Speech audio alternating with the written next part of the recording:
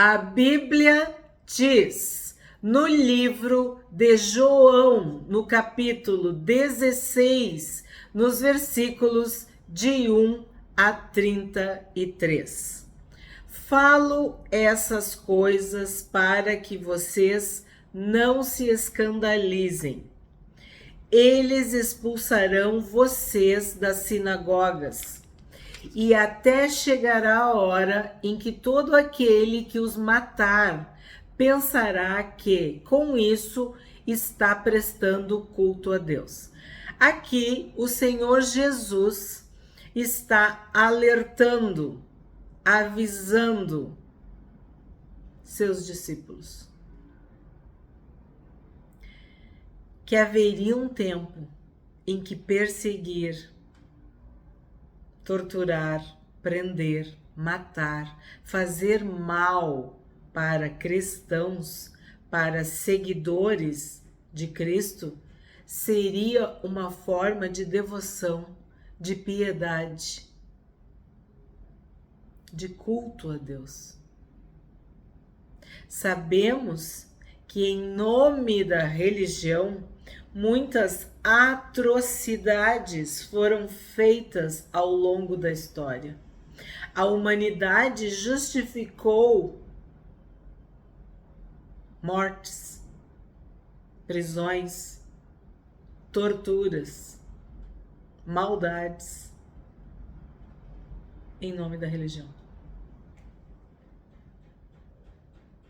Em nome de um Deus que nós sabemos que não é o nosso Deus. Porque sim, o nosso Deus, Ele é Pai, Ele é amor, e Ele é justo, e Ele é digno, e Ele é bom. O tempo todo Ele é bom. Ele é digno, digno, digno, é santo, santo, santo. E Ele não se agrada com a morte de ninguém. Ele não quer que em nome da religião tu persiga, tu prenda, tu torture, tu mate. Mas muitas pessoas até hoje acreditam, como o Senhor Jesus disse aqui, ó, pensam que estão prestando um culto a Deus quando massacram, martirizam, maltratam cristãos. E Jesus falou isso no ano 33, mais ou menos, né? E hoje, 2024, enquanto estamos aqui estudando esse texto de João, eu posso dizer para vocês, assegurar que muitos cristãos ao redor do mundo estão passando por isso. Estão sendo presos, torturados, deserdados, expulsos e mortos por causa do nome de Jesus. 3. Isso farão porque não conhecem o Pai nem a mim. Então, é o que eu estou dizendo. Esse Deus que eles servem não é o nosso Deus. Não é o Pai Celestial. Não é o Criador. 4. Mas estou falando essas coisas para que, quando chegar a hora, vocês se lembrem de que eu já tinha dito isto para vocês. O Senhor Jesus, como profeta, avisa antes, profetiza. E como eu disse, isso é válido para o tempo dos discípulos, dos apóstolos, mas é válido para nós também. Eu não lhes falei isso desde o princípio, porque eu estava com vocês. Mas agora eu vou para junto daquele que me enviou, e nenhum de vocês me pergunta: para onde o Senhor vai? Pelo contrário, porque eu lhes disse estas coisas, a tristeza encheu o coração de vocês. Quando nós amamos, nós sentimos falta. E os discípulos estavam apreensivos, preocupados, amedrontados, angustiados, mas acima de tudo estavam tristes, né? Porque quando quem tu ama fica longe de ti, tu fica triste. E quando Jesus fala isso, é 100% humano, porque só seres humanos é que entendem, né? Quando a tristeza enche o coração, a saudade, a ausência, a falta, a perda. 7. Mas eu lhes digo a verdade, é melhor para vocês que eu vá, porque se eu não for, o Consolador não virá para vocês, mas se eu for, eu enviarei a vocês. Então, é como se Jesus dissesse assim, ó, vocês vão ficar no lucro, porque vocês vão ter o Espírito Santo de Deus, o Consolador, que nós já falamos em outros vídeos, né? Agora em outros capítulos de João. E se tem um livro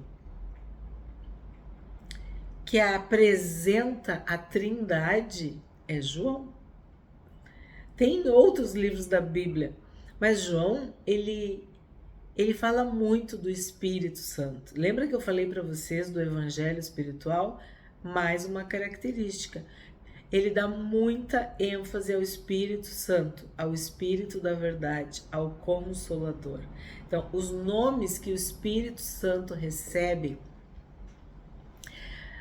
no Evangelho de João é característico, é uma forma de explicar a função, o poder, as características do Espírito Santo.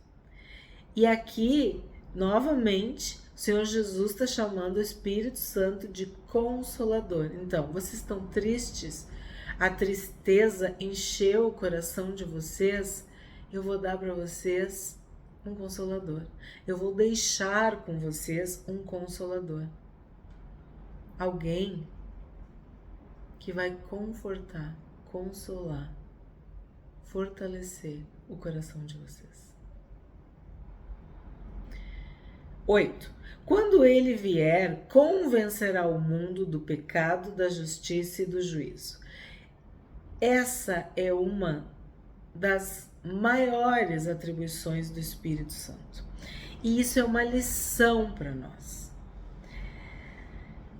Eu prego, eu anuncio, eu evangelizo, mas quem convence o mundo do pecado, da justiça e do juízo é o Espírito Santo. Tu prega, tu ensina, tu anuncia, tu testemunha, tu evangeliza o teu marido, a tua esposa, o teu filho, a tua filha, teu pai, tua mãe, teus colegas, teus vizinhos. Mas quem faz a obra é o Espírito Santo. E isso nós precisamos entender, aceitar, compreender. O nosso papel é semear. Quem vai dar o crescimento é Deus, é o Espírito Santo. Tu não tem que acusar, tu não tem que julgar, tu não tem que condenar, tu não tem que apontar, tu não tem que espezinhar, tu não tem que maltratar, tu não tem que gritar. Não é por força nem por violência, mas é pelo meu Espírito. Tu não vai pisar em quem está caído, não. Tu vai anunciar as boas novas, as boas notícias. E quem vai convencer o mundo do pecado, da justiça e do juízo é o Espírito Santo. Então, tu tá diante de uma pessoa que parece que é impossível que ela se converta, que é impossível que ela se arrependa, que é impossível que ela seja liberta. Pois então, ora, clama, jejua, pede, suplica, mas saiba que a obra de convencimento é do Espírito Santo. É Ele que trabalha em nós. Por que que Ele convence o mundo do pecado, da justiça e do juízo? Porque eles não creem em mim. Então, Tu tem a Bíblia, como a gente viu, eles têm a lei e os profetas. Tu tem a Bíblia, tu tem o Senhor Jesus, tu tem a criação, a natureza, que revela a glória, o poder de Deus. E mesmo assim, o mundo não crê. Então, quando tu não crê, quando tu é incrédulo, quando tu duvida ou tu não acredita, o que tu tá fazendo? O que tu tá demonstrando? Um pecado? Falta de fé? Da justiça, porque vou para o Pai e vocês não me verão mais. Então a justiça foi feita, a conta foi paga. E o Espírito Santo nos convence, nos mostra, não deve mais nada. Jesus é a nossa justiça. Jesus riscou a cédula de dívida. A justiça foi feita. E do juízo, porque o príncipe deste mundo já está julgado. Jesus, quando ressuscitou, pegou as chaves da morte e do inferno das mãos de Satanás. Acabou para ele. O tempo dele está acabando, está contado. Seus dias estão contados. Ele já perdeu, ele já foi derrotado. O príncipe deste mundo já está julgado. Então, toda vez que tu te sentir impotente diante de pessoas incrédulas, pecadoras, diante de potestades, de principados, saiba que a vitória da cruz já acabou com tudo isso. Jesus já perdoou os nossos pecados, já nos fez justos e justificados e já expôs publicamente os principados e as potestades. 12. Tenho ainda muito mais para lhes dizer, mas vocês não o podem suportar agora. Aqui também o Senhor Jesus está falando que sim, tem muita coisa, mas para nós também a gente não pode suportar tudo. Há tempo para todas as coisas. Imagina se Jesus falasse tudo o que ia acontecer com cada um deles. Tudo o que ia acontecer com Israel, com Jerusalém, com o templo. Eles não podem suportar, eles não poderiam, né? Isso é uma lição para nós. A vida é aos capítulos, são dias, são semanas, são meses, são anos, são épocas, são estações. Não queira atropelar, não queira correr. É tempo de andar, de caminhar, não de correr, de atropelar, de derrubar tudo. Tem muita coisa, mas vocês não podem suportar agora. Aquilo que tu tiver que fazer, faz conforme as tuas forças, conforme as condições. 13. Porém, quando vier o Espírito da verdade, ele os guiará em toda a verdade. Ele não falará por si mesmo, mas dirá tudo o que ouvir e anunciará a vocês as coisas que estão para acontecer. Por isso que a intimidade com o Espírito Santo nos garante esse a mais. Isso que nós precisamos diariamente para viver. É o Espírito Santo que nos acrescenta, é o Espírito Santo que nos ensina. Essa verdade que nos guia é o Espírito Santo. Ele é o Espírito da verdade. E ele vai falar sobre o futuro. Ele vai nos alertar, vai revelar. Mas para isso tu tem que ter intimidade. Ele habita em ti e fala contigo. Mas tu tem que ser dependente do Espírito Santo. Tu tem que buscar a presença do Espírito Santo. Tu tem que silenciar, tu tem que calar, tu tem que te humilhar para ouvir essa doce voz que te conforta, que te aconselha, que te fortalece, que fala para ti, que anuncia as coisas que estão para acontecer. O que tu tá fazendo, Espírito Santo? Fala para mim, para eu poder fazer também. Para onde tu tá indo, Espírito Santo? Me fala para eu ir junto. Aprenda a andar de mãos dadas com o Espírito Santo. Ele vai te proteger. Aquela voz que vai te dizer, não vai por aí. Aquela que diz, vem por aqui. Faça isso, não faça aquilo. Tu tá em silêncio, tu tá em adoração, em espírito e em verdade. E o Espírito Santo começa a falar. O Espírito Santo te acorda de madrugada para falar. Tu tá lendo a Bíblia e ele fala contigo. E ele anuncia coisas grandes e firmes que ainda estão para acontecer. Ele confirma, ele sela, ele indica o caminho. E a bondade dele, a benignidade dele nos constrange. Porque é uma educação, é uma gentileza, é uma cortesia, é uma doçura. Esse é o Espírito da verdade, esse é o Espírito de santidade que habita em nós. 14.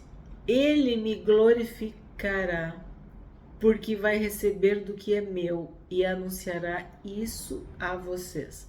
Então, isso aqui é muito importante porque algumas denominações, algumas igrejas, religiões, sei lá como eu posso falar isso, exaltam o Espírito Santo. E a Bíblia não diz que é para fazer isso. A Bíblia diz que o Espírito Santo glorifica o Filho. Quem tem que ser exaltado, honrado, adorado é Jesus. Ele me glorificará, porque vai receber do que é meu e anunciará isso a vocês. Então, qual é o papel do Espírito Santo? Glorificar, exaltar, anunciar o Filho. Porque tu vai te converter abrindo o teu coração para Jesus, para o Senhor Jesus. Quem morreu na cruz foi Jesus, foi o Filho. Então, o que o Espírito Santo faz? Ele exalta o Filho, ele glorifica o Filho. Então, nós chegamos na presença de Jesus, nós reconhecemos o Filho de Deus, nós recebemos o Salvador. Então, esta é a obra do Espírito Santo de Deus, do Espírito da verdade. Glorificar o Filho. 15. Tudo que o Pai tem é meu. Por isso eu disse que o Espírito vai receber do que é meu e anunciar isso a vocês. Ó, que eu acabei de falar. Essa é a obra. Essa é a função do Espírito Santo. Ele não quer glória para si mesmo. A glória é do Filho. Por quê? Porque o Filho glorifica o Pai. Olha que lindo isso. Olha que exemplo para nós. 16. Um pouco e vocês não me verão mais. Outra vez um pouco e me verão de novo. Olha como que Jesus fala. Já são 2000 anos. 2000 anos. Mas a Bíblia diz que um dia para Deus é como 1000 anos. E 1000 anos é como um dia. Aqui ele diz, um pouco, vocês não me verão mais. Outra vez um pouco e me verão de novo. Então alguns dos seus discípulos disseram uns aos outros: que vem a ser isto que ele está nos dizendo? Um pouco e vocês não me verão mais, e outra vez um pouco e me verão de novo, e vou para o Pai? Porque é muito subjetivo, é muito figurado, é muito figurativo isso que Jesus fala. E diziam: que vem a ser esse um pouco? Não compreendemos o que ele está dizendo. Jesus, percebendo que queriam lhe fazer perguntas, disse: vocês estão discutindo a respeito disto que eu acabo de falar? Um pouco e vocês não me verão mais, e outra vez um pouco e me verão de novo? Em verdade lhes digo que vocês vão chorar e se lamentar, mas o mundo se alegrará. Vocês ficarão tristes, mas a tristeza de vocês se transformará em alegria. E isso vale para os discípulos, para os apóstolos naquela época, e vale para todos os que creem em Jesus ao longo da história. Quando tu tá triste, muitas vezes é porque o mundo tá feliz. E às vezes a tua alegria é a tristeza do mundo. Porque nós vivemos numa contracultura. Nós não seguimos o mundo, nós seguimos Deus, o reino de Deus, a palavra de Deus. E não há amizade entre Deus e o mundo. Então, agora os discípulos, os apóstolos, eles iam chorar e o mundo estava comemorando. Mas quando Jesus ressuscitou, tudo se inverteu, até hoje. 21. A mulher, quando está para dar à luz, fica triste, porque chegou a sua hora. Mas depois de nascida a criança, já não se lembra da aflição, pela alegria de ter trazido alguém ao mundo. É aquela história, tu quer ter flores, tu quer ter um jardim, tu vai ter que cuidar. Agora, se tu não cuidar, não passar trabalho, tu também não vai ter flores. Lembra? Se tu tem bois, o celeiro vai ficar sujo. Agora, se tu não tem boi nenhum, o celeiro vai ficar vazio, mas em compensação tu não vai ter nada para limpar. Então, tudo na vida é assim. A vida espiritual também. A gente paga um preço de renúncia. É um evangelho de renúncia. Então a mulher tem um filho, isso é a maior alegria, mas ela sofre, ela tem uma aflição para dar à luz a este filho. Assim também agora vocês estão tristes, mas eu os verei outra vez, e o coração de vocês ficará cheio de alegria, e ninguém poderá tirar essa alegria de vocês. E foi a mais pura verdade, porque aqui Jesus está se despedindo, Ele vai morrer, e eles vão ficar muito tristes, mas Jesus vai ressuscitar, e a alegria é inacreditável, incrível e incomparável, e essa alegria não deixou e não deixa. E se a gente, além desse fato histórico, pontual, a gente pode ampliar, abranger para toda a vida cristã, de que sim, nós estamos esperando Jesus. Eu nunca vi Jesus, mas eu vivo pela fé de que eu vou vê-lo, de que ele vai voltar. E essa alegria ninguém pode tirar de nós. Porque o próprio Senhor Jesus disse que bem-aventurados somos nós que não vimos, mas cremos. E não vimos, mas esperamos. Não vimos, mas temos fé. Naquele dia, vocês não me perguntarão nada. Em verdade lhes digo, se pedirem ao Pai alguma coisa em meu nome, Ele lhes concederá. Até agora, vocês não pediram nada em meu nome. Peçam e receberão, para que a alegria de vocês seja completa. Então, olha que interessante. Peçam. Olha no 23. Se pedirem ao Pai alguma coisa em meu nome, Ele lhes concederá. Então, a ênfase é orar, pedir, implorar, suplicar em nome de Jesus, no nome do Filho de Deus. Até agora vocês não pediram nada em meu nome. Peçam e receberão. Vocês agora têm o meu nome, o nome que é sobre todo o nome. 25. Essas coisas eu falei a vocês por meio de figuras. Vem a hora em que não falarei mais por meio de figuras, mas falarei a vocês claramente a respeito do Pai. Naquele dia, vocês pedirão em meu nome, e não lhes digo que pedirei ao Pai em favor de vocês, porque o próprio Pai os ama, visto que vocês me amam e creem que eu vim da parte de Deus. Aqui está falando de uma união, está falando de que nós recebemos um Pai, e esse Pai nos ama. Então agora tu é filho, tu é filha, então tu pode pedir.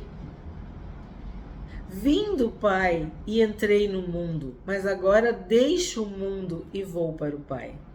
Então os seus discípulos disseram: agora o Senhor fala claramente, não emprega nenhuma figura. Agora vemos que o Senhor sabe todas as coisas e não precisa que alguém lhe pergunte.